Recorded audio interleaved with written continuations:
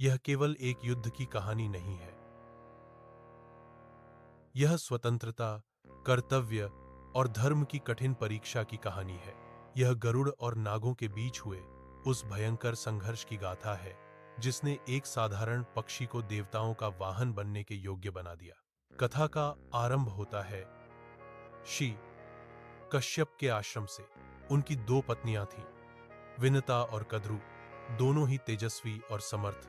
कद्रु नागों की माता कहलाई और विनता बनी गरुड़ की मां। एक दुर्भाग्यपूर्ण शर्त के कारण विनता को दासी बनना पड़ा। नागों ने उन्हें छल से अपने बंधन में जकड़ लिया। यह अन्याय गरुड़ के युवा हृदय में एक धधकती हुई अग्नि के समान जलने लगा। अपनी माता को इस अपमानजनक दासत्व से मुक्त कराना ही गरुड़ का एकमात्र लक्ष्य बन गया।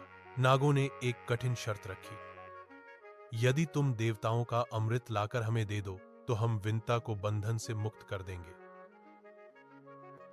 यह कार्य लगभग असंभव था, क्योंकि अमृत देवताओं द्वारा सुरक्षित था।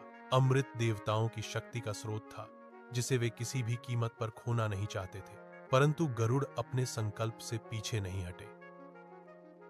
उन्होंने अपनी विशाल पंखों से आकाश को चीर दिया और स्वर्ग की ओर उड़ान भरी। उन्होंने देवताओं के साथ भयंकर युद्ध किया, अपनी माता को मुक्त कराने के लिए। इंद्र का शक्तिशाली वज्र भी उन्हें रोकने में असमर्थ रहा। गरुड़ ने अंततः अमृत कलश प्राप्त कर लिया। यह उनकी अद्भुत शक्ति और दृढ़ संकल्प का प्रमाण था। परंतु उन्होंने उस अमृत की एक बूंद भी स्वयं नहीं पी। वापसी के मार्ग में उनका सामना भगवान विष्णु से हुआ।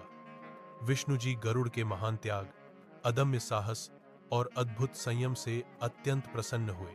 विष्णु जी ने गरुड़ से कहा, तुम अमर होगे और हमेशा मेरे साथ रहोगे। तुम मेरे वाहन बनोगे और सदा मेरे ध्वज पर विराजमान रहोगे। गरुड़ ने विनम्रता से एक वर मांगा, मैं सदा नागों से ऊपर रहूं। जब गरुड़ अमृत कलश लेकर नागों के पास पहुंचे तो उन्होंने उसे कुशा घास पर रख दिया। गरुड़ ने नागों से कहा, पहले स्नान कर लो, फिर अमृत पियो। जैसे ही नाग स्नान करने के लिए हटे, इंद्र तुरंत प्रकट हुए और अमृत कलश उठा ले गए।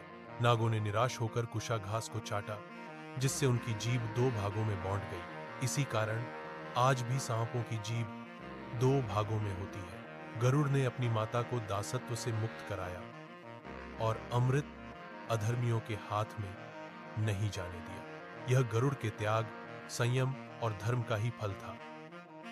इसी कारण गरुड़ भगवान विष्णु के वाहन बने और हमेशा उनके साथ रहे। यह कथा हमें सिखाती है कि सच्ची शक्ति केवल बल में नहीं होती, बल्कि कर्तव्य, त्याग और धर्म में निहित होती है।